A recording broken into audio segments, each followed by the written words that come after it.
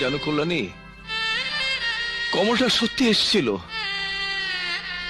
ও তো ভাগা। আমার মুখের কথাটাই বড় হলো।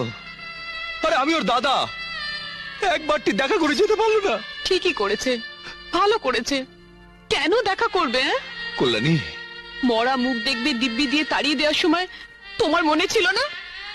সত্যি সত্যি কি আমি মন থেকে দিব্যিটা দিয়েছিলাম? হ্যাঁ হ্যাঁ, তাই দিয়েছিলে। নইলে যখন চলে যাচ্ছিল তখন তো ডেকে বুকে জড়িয়ে ধরতে পারতে। তাহলে তো তোমাকে ছেড়েও চলে যেতে পারতো না। ঠিক ঠিক,